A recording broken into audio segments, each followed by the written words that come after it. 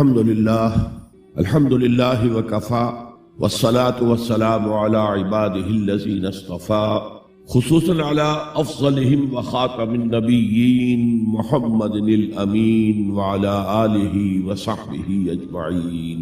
أما بعد فقد قال الله تبارك وتعالى كما ورد في سورة الأعراف: أعوذ بالله من الشيطان الرجيم بسم الله الرحمن الرحيم فالذين آمنوا وعزروه ونصروه واتبعوا النور الذي ينزل معه أولئك هم المفلحون. وقال عز وجل كما ورد في سورة آل عمران: قل إن كنتم تحبون الله فاتبعوني يحببكم الله ويغفر لكم ذنوبكم والله غفور رحيم. قل اطيعوا الله ورسول فإن تولوا فإن الله لا يحب الكافرين.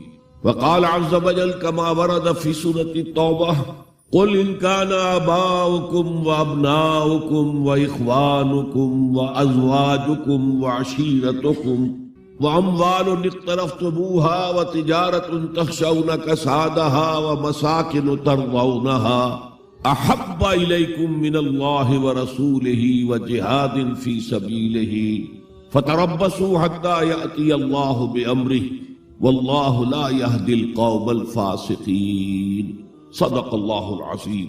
وقال النبي صلى الله عليه وسلم: لا يؤمن أحدكم حتى يكون هواه طبعا لما جئت به.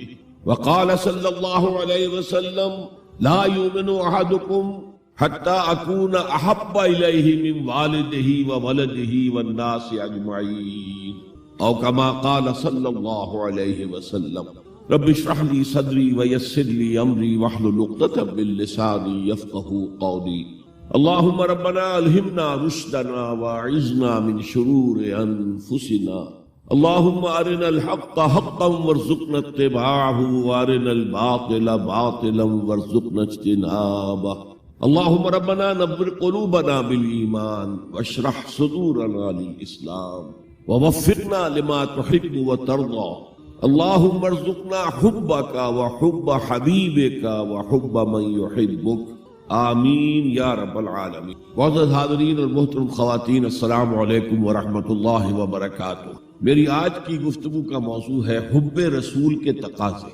ظاہر بات ہے کہ کوئی مسلمان ایسا نہیں ہوگا کہ جو مدعی نہ ہو کہ اسے حضور سے انتہائی محبت، بلکہ جو عوام ہیں مسلمان وہ چاہے بے عمل ہوں لیکن ان میں جو حمیت اور غیرت رسول کے لیے ہے صلی اللہ علیہ وسلم کہ ان کی حرمت پر کٹ بھرنے کے لیے تیار رہتے، تو اس سے میں سمجھتا ہوں کہ کوئی شخص بھی محروم نہیں ہے. لیکن اس حب رسول کے تقاضے کیا ہیں، ان کو سمجھنے کی ضرورت. کہیں ایسا نہ ہو کہ ہم تو اپنے تئیں یہ سمجھتے رہے کہ ہم بہت عاشق رسول ہیں، محب رسول ہیں، لیکن آخرت میں جا کر قیامت کے دن ہم پر راز کھلے کہ نہیں، اللہ کو تو یہ شے قبول نہیں ہے، تمہارا دعویٰ رد. اس ضمن میں میں سب سے پہلے آپ کے سامنے ایک فارمولہ رکھنا. دیکھیے اسلام کا تقاضا کیا ہے؟ اللہ کی اطاعت کرو اور اللہ کے رسول کی. یہ بنیاد. حاکم مطلق اللہ ہے، شارع حقیقی اللہ ہے، اور اس کے نمائندے کی حیثیت اس کے رسول کو حاصل ہے صلی اللہ علیہ وسلم. اطیعوا اللہ و اطیعوا الرسول. اس سے جو انحراف کرے گا، میں نے ابھی آپ کے سامنے سورہ آل عمران کی 2 آیتیں پڑھی ہیں. قل ان کنتم تحبون اللہ فاتبعونی یحببکم اللہ. اے نبی ان سے کہہ دیجئے اگر تم اللہ سے محبت کرتے ہو تو میرا اتباع کرو، میری پیروی کرو، اللہ تم سے محبت کرے گا. وَيَغْفِرْ لَكُمْ ذُنُوبَكُمْ، اور تمہاری خطائیں بھی بخش. وَاللَّهُ غَفُورٌ رَحِيمٌ، اور اللہ تو غفور بھی ہے رحیم بھی ہے. قُلْ اطیعوا اللَّهَ وَرَسُولَهُ، کہہ دو اطاعت کرو اللہ کی اور اللہ کے رسول کی. فَإِن تَوَلَّوْا، پھر اگر وہ اس سے روگردانی کریں، فَإِنَّ اللَّهَ لَا يُحِبُّ الْكَافِرِينَ، تو اللہ کو ایسے کافر پسند نہیں. یعنی اطاعت رسول سے انکار، اللہ کی اطاعت سے انکار، گویا کہ انسان دائرہ اسلام سے خارج ہو گیا. کبھی کوئی خطا ہو جائے، غلطی ہو جائے، گناہ کا صدور ہو جائے اور انسان فوراً توبہ کر لے، فوراً رجوع کرے، پشیمانی اسے ہو جائے، عزم مصمم کر لے دوبارہ میں نہیں کروں گا، تو اللہ بخش دے. انما التوبۃ علی اللہ للذین یعملون السوء بجہالۃ ثم یتوبون من قریب. سورہ نساء میں فرمایا اللہ کے ذمے ہے ان لوگوں کی توبہ قبول کرنا انما التوبۃ علی اللہ، اللہ کے ذمے ہے۔ جو کہیں غلطی سے، جہالت میں، نادانی میں، جذبات سے مغلوب ہو کر کوئی غلط کام کر بیٹھتے ہیں لیکن فوراً توبہ کرتے ہیں، اللہ کی جناب میں رجوع کرتے ہیں، فوری توبہ اگر ہو جائے تو فوراً اللہ تعالیٰ کی مغفرت جو ہے ڈھانپ لے۔ لیکن اگر مستقل طور پر کسی ایک معصیت پر بھی ڈیرا ڈال دیا جائے، مثلا آج کی دنیا میں جو بہت بہت کامن شے ہے سود، جسے اللہ نے حرام قرار دیا، جس پر اللہ کی طرف سے اعلان جنگ ہے، فَأَذَنُوا بِحَرْبٍ مِّنَ اللَّهِ وَرَسُولِهِ، تو سن لو الٹیمیٹم ہے اللہ اور اس کے رسول کی طرف سے، اسے اپنے کاروبار کا مستقل جز بنا لیا تو ایک غلطی، ایک گناہ بھی انسان کو ہمیشہ کے لیے جہنم میں ڈال سکتا۔ بلا من کسب سیئۃ واحاطت بہ خطیئتہ فاولئک اصحاب النار هم فیہا خالدون۔ کیوں نہیں؟ کسی نے جان بوجھ کر ایک بڑا گناہ کمایا، چھوٹے چھوٹے گناہ جو ہے گناہ صغیرہ وہ تو خود بخود بھی دھلتے رہتے ہیں، اللہ کی رحمت سے صاف ہوتے رہتے، لیکن کسی نے کبیرہ گناہ کمایا، جان بوجھ کر کیا اور پھر اس پر ڈیرے ڈال دیے اور وہ گناہ اس کے گھر گھیرا کر بیٹھا، احاطت بہ خطیئتہ فاولئک اصحاب النار هم فیہا خالدون، تو وہ ہے جہنمی اور اس میں ہمیشہ رہنا۔ تو اطاعت اللہ کی، اطاعت رسول کی، یہ تو اسلام کا بنیادی مطالبہ ہے۔ اگر یہ بھی نہیں ہے تو پھر کچھ نہیں، اگر یہ نہیں تو بابا پھر سب کہانیاں۔ اب ذرا اس سے قدم اوپر اٹھیں، اطاعت کے ساتھ محبت۔ جب اللہ کی اطاعت کے ساتھ اللہ کی محبت جمع ہو جائے گی تو اس کا نام ہے عبادت۔ امام ابن تیمیہ رحمۃ اللہ علیہ کے جو شاگرد رشید ہیں، حافظ ابن قیم رحمۃ اللہ علیہ، انہوں نے عبادت کی ڈیفینیشن کی ہے۔ عبادت کیا ہے؟ العبادت تجمع اصلین، دو بنیادی چیزوں کو جمع کرنے سے عبادت وجود میں آتی ہے، غایت الحب وغایت الذل والخضوع، حق درجے کی اللہ کی محبت اور حق درجے میں اللہ کے سامنے گویا کہ پست ہو جانا، جھک جانا، بچ جانا، انتہائی اطاعت، انتہائی محبت۔ انتہائی میں کیوں کہہ رہا ہوں؟ سورہ بقرہ کے 20ویں رکوع کی پہلی آیت، والذین آمنوا اشد حبا للہ، اور جو لوگ صاحب ایمان ہوتے ہیں وہ شدید ترین ہوتے ہیں اللہ کی محبت۔ بعد میں یہ تو مثبت انداز ہے، منفی انداز میں جو آیت آئی ہے وہ بہت سخت وعید والی ہے، وہ میں بعد میں آپ کو تلاوت میں نے کی ہے۔ فارمولہ یہ ہے، اللہ کی اطاعت جمع شدید محبت برابر ہے عبادت، اور یہ عبادت جو ہے ہمارا مقصد تخلیق قرار دیا گیا۔ سورہ زاریات کی یہ آیت آپ میں سے حضرات کے علم میں ہوگی، وَمَا خَلَقْتُ الْجِنَّ وَالْإِنسَ إِلَّا لِيَعْبُدُونَ، میں نے جنوں اور انسانوں کو نہیں پیدا کیا مگر صرف اپنی عبادت کی۔ یہ ہمارا مقصد تخلیق ہے۔ اس میں سے اطاعت والے حصے کا کی صحیح ترجمانی کی شیخ سعدی رحمۃ اللہ علیہ نے، زندگی آمد برائے بندگی، زندگی تو آئی ہے اطاعت کے لیے، بندگی کے لیے، غلامی کے لیے، عبدیت کے لیے۔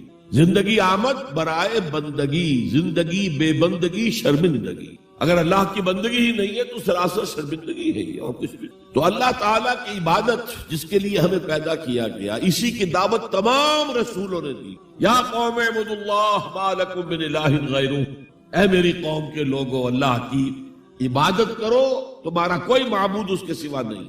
حضرت نوح کی دعوت بھی یہی تھی، حضرت ہود کی بھی یہی تھی، حضرت صالح کی بھی یہی تھی، حضرت شعیب کی بھی یہی تھی۔ بس فرق کیا ہے کہ پہلے رسول آتے تھے اپنی اپنی قوموں کی طرف صرف، لہذا آپ کو ان رسولوں کے ضمن میں ملے گا یا قوم اعبدوا اللہ ما لکم من الہ غیرہ، اے میری قوم کے لوگوں اللہ کی عبادت کرو، اللہ کی بندگی کرو، اللہ کی پرستش کرو، اسی کو اپنا محبوب اصلی بناؤ اور اس کے ہر حکم کی اطاعت کرو۔ یا قوم اعبدوا اللہ ما لکم من الہ غیرہ۔ نبی اکرم صلی اللہ علیہ وسلم پر آ کر، کیونکہ آپ کی بعثت ہے پوری نوع انسانی کے لیے، تو اب یا قومے کا لفظ نہیں رہا، یا ایھا الناس، اے لوگو، اے بنی نوع انسان، یا ایھا الناس اعبدوا ربکم الذی خلقکم والذین من قبلکم لعلکم تتقون، اے لوگو عبادت کرو، بندگی کرو، پرستش کرو اپنے اس رب کی جس نے تمہیں بھی پیدا کیا اور جو تم سے پہلے تھے ان کو بھی پیدا کیا تاکہ تم بچ سکو۔ یہ کیوں کہا دوہرا کر تم سے پہلوں کو بھی پیدا کیا؟ اس لیے کہ اکثر و بیشتر گمراہ لوگ مشرکین کیا کہتے تھے اپنے رسولوں سے کہ ہم تو بس جی اپنے آباء و اجداد کے رستے پر چلیں گے، ما وجدنا علیہ آباءنا، جس طریقے پر، جس طرز عمل پر ہم نے اپنے آباء و اجداد کو پایا ہے، ہم نے اسی پر چلنا۔ تو واضح کر دیا تم بھی مخلوق ہو، وہ بھی مخلوق تھے، تم بھی انسان ہو، وہ بھی انسان تھے، تم سے بھی غلطی ہو سکتی ہے، ان سے بھی ہو سکتی ہے۔ لہذا یہ اصول نہیں ہے کہ جو بھی آباء و اجداد کی ریتیں ہیں، رسمیں ہیں، طریقے ہیں اور جو ان کے عقیدے ہیں انہی کو آپ لے کر چلیں، بلکہ آپ تو تلاش کریں صحیح عقیدہ کیا ہے، صحیح زندگی گزارنے کا طریقہ کیا ہے، اس کو اختیار کریں۔ یا ایھا الناس اعبدوا ربکم الذی خلقکم والذین من قبلکم لعلکم تتقون، تاکہ تم بچ جاؤ جہنم کی آگ سے۔ یہ جو میں نے بتایا کہ اطاعت کلی، ہمہ تن، ہمہ وقت، ہمہ وجوہ، جزوی اطاعت نہیں، بس یہ ذرا نوٹ آف کوشن ہے۔ اگر ہم اللہ کا ایک حکم مانیں گے، ایک نہیں مانیں گے، یہ جزوی اطاعت ہے، یہ اللہ کو قبول نہیں ہے۔ اللہ کی طرف سے تو یوں سمجھیے کہ پیکج ڈیل ہے، ٹیک اٹ اور لیو اٹ، لینا ہے تو پورا لو ورنہ دفع ہو۔ اللہ کو تمہاری ضرورت نہیں ہے، تمہیں اللہ کی ضرورت۔ یا ایھا الذین آمنوا ادخلوا فی السلم کافہ، اے ایمان والو اسلام میں داخل ہونا تو پورے کے پورے، ادھورے نہیں۔ اور سورہ بقرہ کی آیت نمبر 85 کے اندر تو جو وعید آئی ہے، افتؤمنون ببعض الکتاب وتکفرون ببعض، کیا تم ہماری کتاب، ہماری شریعت کے کچھ حصے کو مانتے ہو اور کچھ کو رد کرتے ہو؟ فما جزاء من یفعل ذلک منکم، تو جو کوئی بھی تم میں سے یہ روش اختیار کریں گے ان کی کوئی سزا اس کے سوا نہیں ہے، کان کھول کر سنیے، ان کی کوئی سزا اس کے سوا نہیں ہے کہ دنیا میں ذلیل و خوار کر دیے جائیں اور قیامت کے دن یردون الی اشد العذاب، شدید ترین عذاب میں جھونک دیے جائیں۔ وما اللہ بغافل عما تعملون، اللہ غافل نہیں ہے، بے خبر نہیں ہے، لا علم نہیں ہے اس سے کہ جو تم کر رہے ہو۔ تم اپنی داڑھیوں کے طول سے اللہ کو دھوکہ نہیں دے سکتے، تم اپنے پاجاموں کو ٹخنوں سے اوپر رکھے اللہ کو دھوکہ نہیں دے سکتے کہ تم بہت متبع رسول ہو، تم اپنے عمروں اور حجوں سے اللہ کو دھوکہ نہیں دے سکتے، اللہ کو معلوم ہے کہ حرام کی کمائی سے حج کیا ہے، حرام کی کمائی سے عمرہ کیا ہے۔ تو یہ جو جزوی اطاعت ہے، کوئی اطاعت نہیں، اللہ کو قبول نہیں۔ آدمی سوچتا ہے کہ چلیے میں نے یہ کام اچھے کیے، یہ برے کیے، مجھے اچھے کاموں کا کچھ کریڈٹ بھی تو ملنا چاہیے نا، لیکن نہیں، اللہ کہتا ہے جزوی اطاعت منہ پر دے ماری جائے۔ اور جو دنیا کی سزا ہے وہ تو ہم اپنی آنکھوں سے دیکھ رہے ہیں، 130، 140 یا 150 کروڑ مسلمان، ذرا اندازہ کی۔ لیکن ہماری رائے کی کوئی اہمیت ہے؟ بین الاقوامی معاملات میں کوئی ہم سے مشورہ لیتا ہے کیا؟ آپ کا کیا خیال ہے؟ کس نمی پرست کے بھیا کیستی، ایسے بھی ملک تھے کہنا چاہیے، اب تو ان کا حال پتلا ہے، دولت کے انبار تھے ان کے پاس، لیکن ان کا مذاق اڑتا تھا مغربی ممالک، وہ چاہے سعودی بادشاہ ہو اور چاہے وہ UAE کے امیر ہوں، مذاق نہیں اڑتا، کوئی حیثیت نہیں۔ حالانکہ کتنا بڑا رقبہ ہے، انڈونیشیا کے آخری جزیروں سے لے کر موریتانیہ تک سالڈ اسلامی آبادی، مسلمان آبادی۔ آپ کہیں گے کہ یہ بھارت جو ہے اس میں تو اکثریت تو نہیں ہے، لیکن 15 کروڑ یا 18 کروڑ تو آدمی یہاں موجود ہیں، لیکن کوئی عزت، کوئی حیثیت دنیا بھی بین الاقوامی سطح۔ بہرحال یہاں بھی ہیں لوگ، کھاتے پیتے لوگ ہیں، ان کی اپنی کچھ عزت ہے اپنے معاشرے کے اندر، لیکن بحیثیت امت، بحیثیت قوم کیا حیثیت ہے؟ تو اللہ خزی فی الحیات دنیا، وہ تو ہماری نگاہوں کے سامنے موجود ہے۔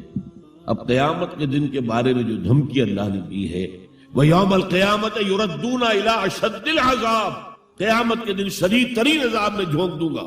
اس پر اللہ سے معافی طلب کی جا سکتی ہے، دعا ہی کی جا سکتی ہے، اللہ ہم پر رحم فرمائیے۔ یہ میں نے آپ کے سامنے رکھا ہے فارمولہ، اللہ کی اطاعت جمع اللہ کی محبت، دے گو ٹو میک عبادت۔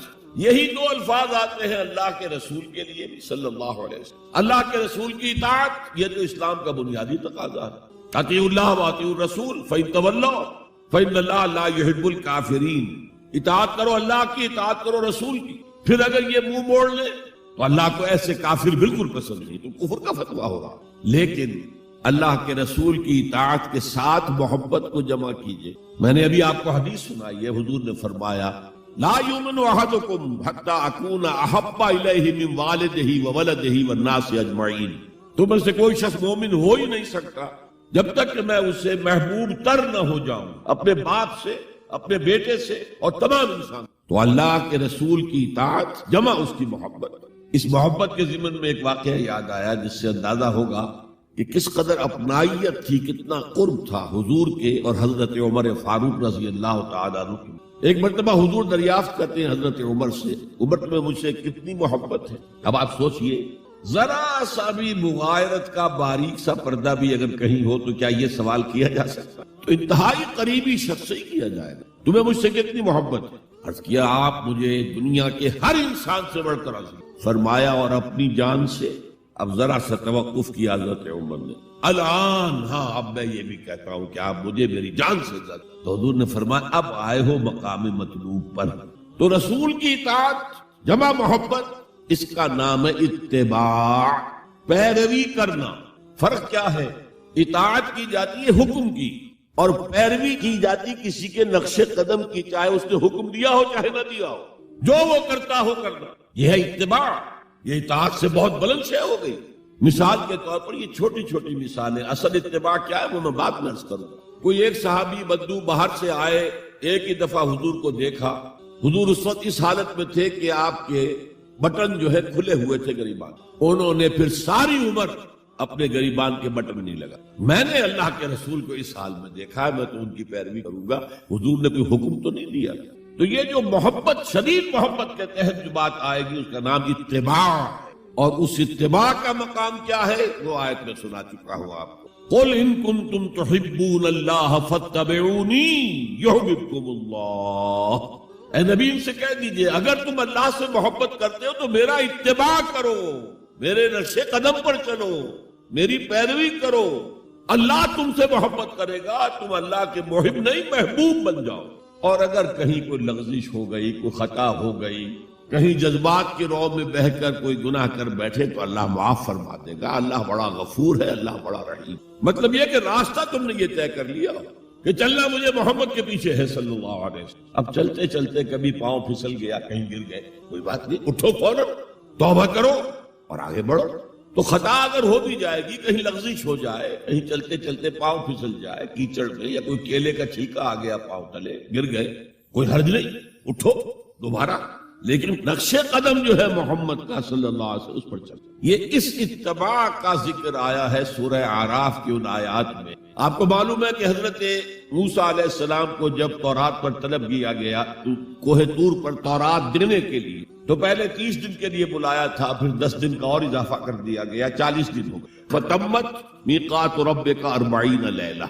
اس اثنا میں پیچھے فتنے میں مبتلا ہو گئے بنی اسرائیل۔ سامری اس نے ایک ڈھونگ رچایا اور ایک بچڑا جو ہے وہ سونے چاندی کا بنایا وہ بچڑا ڈھال کر کھڑا کر دیا، اس میں سے کوئی تھوڑی سی آواز بھی نکلتی تھی، کوئی ایسی ہے کہ ہوا گزرتی تھی تو آواز سے آتی تھی۔ کہا یہ ہے تمہارا الہ۔ یہ تو موسیٰ تو بھول گیا کہاں گیا ہے، کوہ طور کے اوپر کس خدا سے ملنے گیا ہے، خدا تو یہ ہے۔ اور بنی اسرائیل کے بہت سے لوگ اس فریب میں آ گئے اور بچڑے کی پوجا کر۔ اب جب حضرت موسیٰ آئے، اور آپ کو معلوم ہے حضرت موسیٰ کا مزاج جلالی تھا، وہ پتھر کی تختیاں لے کر آئے تھے کہ جن پر کوہ طور پر اللہ تعالیٰ نے اپنے احکام 10 جو ہیں 10 کمانڈمنٹس مشہور، وہ کندہ کر کے آپ کو دیے تھے، وہ ہاتھ میں لے کر آئے۔ یہاں معلوم ہوا یہ صورت پیش آ گئی، فالقل الواح، وہ تختیاں تو آپ نے زمین پہ ڈالی، اور پھر جو احتساب کیا ہے پہلے تو اپنے بھائی حضرت ہارون کا، ان کی داڑھی کے بال پکڑے، ان کے سر کے بال پکڑے اور کھینچا اپنے۔ اس نے کہا کہ بھائی مجھے ذلیل نہ کرو لوگوں کے سامنے، میں نے انہیں روکا لیکن یہ تو مجھے قتل کرنے پر تل گئے تھے، اور مجھے اندیشہ یہ ہوا کہ کہیں آپ واپس آ کر یہ نہ کہیں ان فرقت بین بنی اسرائیل، کہ تم نے تو بنی اسرائیل کے درمیان تفرقہ پیدا کر دیا۔ تو میں نے کہا آپ ہی واپس آ کر نپٹے۔ اب پہلی بات نوٹ کیجئے، تاریخ انسانی کا یہ عظیم واقعہ، کئی ہزار یہودی اپنے اپنے قبیلے کے لوگوں کے ہاتھوں ذبح کیے۔ اللہ تعالیٰ نے حکم دیا اور حضرت موسیٰ نے وہ حکم دیا، اللہ کا حکم موسیٰ نے پہنچایا۔ یہ 12 قبیلے ہیں، ہر قبیلے کے جن لوگوں نے یہ حرکت کی ہے ان کو اسی قبیلے کے لوگ اپنے ہاتھ سے ذبح کر۔ اب یہ بہت بڑی توبہ تھی، بہت بڑی توبہ تھی، بہت بڑی توبہ تھی، اپنے قبیلے کے لوگوں کو قتل کر دینا۔ پھر وہ 70 نمائندے لے کر تمام جو بڑے لوگ تھے کوہ طور پر حاضر، اجتماعی طور پر اللہ سے عفو و درگزر کی درخواست دی۔ وہاں اللہ نے زبردست زلزلہ بھیج دیا، محسوس ہوا اب سب ہلاک ہو جائیں گے۔ حضرت موسیٰ نے کہا پروردگار تو چاہتا تو مجھے اور اس قوم کو پہلے ہی ہلاک کر دیتا، تو ہمیں نکال کر لایا ہے آل فرعون کے پنجوں سے، تو نے ہمیں نجات دی ہے، تو پروردگار ہمارے لیے اپنی رحمت طے کر دے، لکھ دے، فاکتب لنا، ہمارے لیے طے کر دے، لکھ دے اپنی رحمت۔ اس پر فرمایا اللہ نے، دیکھو موسیٰ میری ایک رحمت تو عام ہے، وسعت کل شیء، رحمتی وسعت کل شیء، ہر شے کے ساتھ، اور ایک میری خاص رحمت ہے، وہ میں لکھ دوں گا، طے کر کے رکھ دوں گا، للذین یتبعون الرسول النبی الامی، ان لوگوں کے لیے جو میرے رسول نبی امی پر ایمان لائیں گے اور ان کا اتباع کریں گے۔ یہاں بھی لفظ اتباع ہے، اور اس میں پھر حضور صلی اللہ علیہ وسلم کی کچھ شان بیان ہوئی ہے، بات لمبی ہو جائے گی، اور پھر فرمایا یہ گویا کہ اتباع کی تفسیر آ رہی ہے۔ اتباع کا مطلب کیا ہے؟ فالذین آمنوا بہ وعزروہ ونصروہ واتبعوا النور الذی انزل معہ اولئک هم المفلحون۔ تو جو لوگ ان پر ایمان لائیں گے اور جو ان کی تعظیم کریں گے اور جو ان کی نصرت کریں گے، مدد کریں گے، اور جو اس نور کی پیروی کریں گے جو ان کے ساتھ نازل کیا جائے گا، تو وہی ہوں گے مفلحون، وہ ہوں گے کامیاب ہونے والے، فلاح یافتہ لوگ وہ ہوں گے جو یہ چار رشتے ہمارے اس رسول نبی امی کے ساتھ پختگی کے ساتھ قائم کریں۔ یہ چار رشتے کیا؟ اتباع رسول کا تقاضا اول تو ان چار الفاظ کے حوالے سے سمجھ، پھر ذرا ایک دوسرے انداز میں بھی بیان کر۔ فالذین آمنوا بہ، پہلا قدم ایمان، لیکن ایمان کے سمجھ لیجئے اچھی طرح دو درجے ہیں۔ آپ میں سے بہت سے حضرات کو مجھے توقع ہے ایمان مجمل، ایمان مفصل یاد ہوں گے۔ ایمان مجمل کیا ہے؟ آمنت باللہ کما ہوا باسمائہ وصفاتہ وقبلت جمیع احکامہ، اقرار باللسان وتصدیق بالقلب۔ پہلا درجہ ہے اقرار باللسان، اشہد ان لا الہ الا اللہ اشہد ان محمد رسول اللہ۔ کوئی ہو، ہندو ہو، سکھ ہو، پارسی ہو، عیسائی ہو، یہودی ہو، یہ کلمہ پڑھے اور وہ مسلمان ہو گیا۔ اقرار باللسان پر ہمارا دنیا میں مسلمان سمجھا جانا موقوف ہے، لیکن اصل ایمان یہ نہیں ہے۔ اصل ایمان ہے تصدیق بالقلب، دل میں یقین۔ جب تک دل کا یقین نہ ہو ایمان نہیں ہے۔ منافقین جو تھے مدینے کے، نمازیں بھی پڑھتے تھے، حضور کی اقتداء میں پڑھتے تھے، اور جو رئیس المنافقین تھا عبداللہ ابن ابی ابن سلول، وہ تو پہلے صف میں ہوتا تھا، اور جب حضور خطبہ دیتے تھے جمعے کا تو پہلے خود کھڑا ہوتا تھا اپنی اہمیت ظاہر کرنے کے لیے۔ دیکھو لوگوں، یہ اللہ کے رسول ہیں، ان کی بات پوری توجہ سے سنو۔ یہ صرف اپنی چودراہٹ کے اظہار کے لیے کہ میں بڑی شے ہوں، اس لیے کہ وہ خزرج کا بڑا سردار تھا۔ اوس اور خزرج کے دو عرب قبیلے تھے مدینے میں، جن میں سے کہ خزرج کا قبیلہ بڑا تھا، اوس کا چھوٹا، اور خزرج کا سردار یہ عبداللہ ابن ابی، اور اس کے بارے میں یہ طے ہو چکا تھا کہ اسے ہم اپنا بادشاہ بنا لیں گے۔ چنانچہ سونے کا تاج تیار ہو چکا تھا، ابھی تاج پوشی صرف باقی تھی کہ حضور تشریف لے آئے ہجرت فرما کر، بے تاج بادشاہ آ گیا صلی اللہ علیہ وسلم۔ لہذا اس کے سارے خواب جو ہے وہ منتشر ہو گئے، لہذا پہلے دن سے پکا منافق۔ ایمان لایا اگرچہ وہ بھی ذرا دیر سے لایا، غزوہ بدر کے بعد لایا۔ پہلے اس نے سوچا تھا ابھی تیل دیکھو، تیل کی دھار دیکھو۔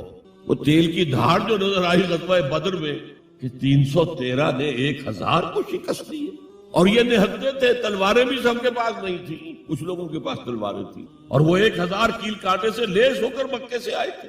70 بڑے بڑے سردار ان کے مارے گئے، عین میدان میں کھیت رہے، اور 70 جو ہے ان کے قیدی بن گئے۔ تب اس نے کہا کہ ٹھیک ہے، اب تو ایمان لے آنا چاہیے، کیونکہ یہ تو معلوم ہوتا بڑی طاقت۔ بہرحال سب سے پہلے میں کہہ رہا تھا کہ ایمان، لیکن ایمان دل سے۔ قرآن مجید نے کیا کہا ان منافقین کے بارے میں؟ اذا جاءك المنافقون قالوا نشهد انك لرسول اللہ۔ سورہ منافقون ہے کہ نہیں؟ 28 پارہ۔ اے نبی، جب آپ کے پاس منافق آتے ہیں وہ کہتے ہیں ہم گواہ ہیں، ہم گواہی دیتے ہیں کہ آپ اللہ کے رسول ہیں، اور اس پر اللہ کا تبصرہ دیکھیے، واللہ یعلم انک لرسولہ، اور اللہ خوب جانتا ہے کہ آپ ان کے رسول ہیں اس کے۔ اب میں ذرا ترجمہ کیا کرتا ہوں، اللہ سے بڑھ کر کس کو معلوم ہے کہ آپ اللہ کے رسول، لیکن واللہ یشہد ان المنافقین لکاذبون، اللہ گواہی دیتا ہے یہ منافق جھوٹے۔ مسلمان تو وہ تھے، کلمہ گو تھے، حضور کی امامت میں نمازیں پڑھ رہے تھے، لیکن منافق تھے، اللہ نے منافق قرار دیا۔ دل ایمان سے خالی تھے، بلکہ ہوتے ہوتے دلوں کے اندر حضور سے عداوت پیدا ہو گئی، اہل ایمان سے عداوت پیدا ہو گئی۔ اسی سورہ مبارکہ میں آگے چل کر آتا ہے ہم العدو فاحذرہم، اصل دشمن یہ ہے، یہ مارے آستین ہیں۔ جو کافر ہیں وہ تو باہر سے حملہ کرتے ہیں، پتہ چلتا ہے، سامنے سے آ کر لاٹھی مار رہا ہے کوئی آپ کو، یہ تو آپ کے آستین کے اندر بیٹھے ہوئے ہیں مسلمان بن کر، اور یہ وہاں سے ڈنک ماریں گے، مارے آستین۔ بہرحال اب ہم میں سے ہر ایک کو جائزہ لینا ہو۔ اپنے گریبان میں جھانکیں، اپنے دل کی گہرائیوں کو ٹٹولیں، یقین والا ایمان ہے ہمارے پاس یا نہیں؟ یہ یقین والے ایمان کا میں اگر آپ کو انگریزی میں ترجمہ کر کے بتاؤں تو شاید آپ زیادہ بہتر سمجھیں۔ Personal conviction, it's a racial creed. ہم ایک نسل ہے، اپنے والدین سے ہم نے کچھ چیزیں سیکھی ہیں، والدین اس میں بلیو کرتے تھے، اللہ، رسول، قرآن، کتاب، جنت، دوزخ، قیامت، ہم بھی مانتے ہیں، بس اٹس اے ریشیل کریڈ۔ یہ تو ایک نسلی عقیدہ ہے۔ اصل شے جو ضروری ہے پرسنل کنوکشن، اپنا یقین، ذاتی یقین۔ تو سب سے پہلے تو اللہ کے رسول صلی اللہ علیہ وسلم کی رسالت پر یقین۔ اور میں نے آپ کو حدیث سنائی تھی ابھی، لا یؤمن احدکم حتی یکون ہواہ تبعا لما جئت بہ، تم میں سے کوئی شخص مومن نہیں ہو سکتا جب تک اس کی خواہش نفس تابع نہ ہو جائے اس ہدایت کے، اس قرآن کے، اس شریعت کے، ان احکام کے جو میں لے کر آیا۔ اگر خواہش نفس اوپر ہے اور اللہ کا حکم نیچے ہے تو مومن کہاں سے ہوئے تم؟ اللہ کے حکم سے نماز تو پڑھتے ہو، روزہ رکھتے ہو، سودی کاروبار کرتے ہو، اور اللہ کے حکم کو پاؤں تلے رگڑتے ہو، یہ کیا اسلام ہے؟ یہ تو وہی ہے، افتؤمنون ببعض الکتاب وتکفرون ببعض فما جزاء من يفعل ذلك منكم الا خزي في الحیاۃ الدنیا ویوم القیامۃ یردون الی اشد العذاب۔ تو سب سے پہلا جو جائزہ ہمیں لینا ہے کہ محمد کی رسالت پر صلی اللہ علیہ وسلم ہمیں یقین ہے۔ یقین، تصدیق تو ہم کرتے ہیں، زبان سے کہتے ہیں، لیکن یقین، جس یقین کا نتیجہ یہ نکلے کہ پھر نفس کے سارے تقاضے نیچے ہو جائیں اور حضور کی لائی ہوئی ہدایت، حضور کی لائی ہوئی شریعت پالو۔ نمبر 2 فرمایا وَعَزَّرُوهُ، ان کی تعظیم کرے۔ آپ کی جناب میں کوئی گستاخی ہو جائے، ایمان کے لالے پڑ جائیں گے اور آخرت برباد ہو جائے۔ اس تعظیم میں کیا کیا چیزیں شامل ہیں؟ دیکھیے سورہ حجرات میں ابتدائی حصے میں تفصیل سے کہا گیا، یا ایھا الذین آمنوا لا ترفعوا اصواتکم فوق صوت النبی ولا تجہروا لہ بالقول کجہر بعضکم لبعض ان تحبط اعمالکم وانتم لا تشعرون۔ اے ایمان کے دعوے دارو، کبھی اپنی آواز کو رسول کی آواز سے بلند تر نہ کر دینا، مبادا تمہارے سارے اعمال حبط ہو جائیں اور تمہیں پتہ بھی نہ چلے۔ میں نے کوئی گناہ کبیرہ تو نہیں کیا ہے، میں نے کوئی کفر تو نہیں کیا ہے، بس یہی ہوا نا کہ حضور کی آواز کے مقابلے میں اپنی آواز کو اونچا کر دیا۔ لا ترفعوا اصواتکم فوق صوت النبی ولا تجہروا لہ بالقول کجہر بعضکم لبعض، بلند آواز سے جیسے آپس میں باتیں کر لیتے ہو ایسے کبھی بات نہ کر بیٹھنا، ان تحبط اعمالکم، کہ تمہارے سارے اعمال حبط ہو جائیں، اکارت چلے جائیں، ختم ہو جائیں، وانتم لا تعلمون، تمہیں احساس بھی نہ ہو کہ ساری پونجی لٹ گئی۔ اس آیت کا ہم پر اطلاق کیسے ہوگا؟ کبھی سوچا؟ صحابہ کرام تو یقیناً اس کے مخاطب اول تھے، ہم پر کیسے اطلاق؟ اگر ہماری گفتگو ہو رہی ہو، بحث ہو رہی ہو، میں کچھ کہہ رہا ہوں، آپ کچھ کہہ رہے ہیں، لیکن کوئی کہہ دے حضور نے یوں فرمایا ہے، فوراً چپ ہو جاؤ۔ اب اگر کہا نہیں میرا خیال یہ ہے، اب گویا کہ یہ حضور کی آواز سے آپ نے اپنی آواز اونچی، اپنا فکر، اپنا فلسفہ، اپنا فہم، اپنی سوچ، اپنی عقل۔ ہاں بعد میں تحقیق کر لو، یہ جو کہا تھا کہ حضور نے فرمایا بھی ہے کہ نہیں ہے، حدیث صحیح ہے کہ نہیں ہے، مستند ہے کہ نہیں ہے، لیکن اس وقت آواز بند کر لینا لازم ہوگا کہ اس کے بعد اقول نہیں کہہ سکتا میں یہ کہتا ہوں۔ اس کا تو مطلب یہ کہ آپ مد مقابل بن کر رسول کے آ رہے ہیں۔ لا ترفعوا اصواتکم فوق صوت النبی ولا تجہروا لہ بالقول کجہر بعضکم لبعض ان تحبط اعمالکم وانتم لا تشعرون۔ صحابہ کے بارے میں آپ نے سنا ہوگا کہ حضور کی محفل میں ایسے بیٹھے ہوتے تھے ساکت و صامت، جیسے کہ ان کے سروں پر پرندے بیٹھے ہوئے ہیں اور انہیں اندیشہ ہے کہ ذرا سا بھی ہلیں گے تو پرندہ اڑ جائے گا۔ اس قدر ادب حضور صحابہ سے سوال کرتے تھے، اور یہ آپ کا طریقہ تھا تعلیم کا کہ پہلے ایک سوال سامنے لایا جائے تاکہ ان کا ذہن کھلے، سوچیں خود بھی۔ یہ تعلیم کا بہترین طریقہ ہے۔ اس کے بعد ہوتا کیا تھا؟ جواب نہیں دیتے تھے، اللہ و رسولہ عالم، اللہ اور اس کا رسول بہتر جانتے۔ پھر اگر دوبارہ آپ پوچھتے تھے تو جو بھی سمجھ میں آتا تھا کہتے تھے۔ مجھے یاد آ رہی ہے ایک حدیث، اور اچھا ہے کہ وہ آپ سن لیں، اس لیے کہ عام شکایت یہ ہے کہ مذہبی لوگ معاملات میں اچھے نہیں ہوتے۔ مسجدیں بنوائیں گے، مسجدوں میں قالین بچھوائیں گے، وہاں پر فانوس لگوائیں گے، سب کچھ کریں گے، مدرسوں کی خدمت کریں گے، علماء کی خدمت کریں گے، لیکن معاملات، تجارت، کاروبار، بین الانسانی تعلقات، عام شکایت، اس کی وہ پرواہ نہیں کرتے۔ حقوق العباد کا لحاظ نہیں. تو حضور نے ایک مرتبہ پوچھا صحابہ سے اتدرون من المفلس، تم جانتے ہو مفلس کون ہوتا ہے؟ صحابہ نے جواب دیا المفلس عندنا من لا درہم لہ ولا دینارا. حضور ہم اس شخص کو مفلس سمجھتے ہیں جس کے پاس درہم و دینار نہیں ہے. ہم کہیں گے روپیہ پیسہ نہیں ہے. فرمایا نہیں، میری امت کا مفلس وہ ہوگا جو بہت سی نمازیں لے کر آئے گا، بہت سے روزے لے کر آئے گا، بہت سے حج لے کر آئے گا، بہت سے عمرے لے کر آئے گا، لیکن اس کے ساتھ ہی قد شتم ھذا، فلاں شخص کو گالی دی تھی، واکل مال ھذا، فلاں شخص کا مال کھا لیا تھا، فلاں شخص پر تہمت لگائی تھی. اب وہ سارے دعوے دار آ جائیں گے اللہ اس نے میرے ساتھ یہ کیا. ٹھیک ہے بھائی.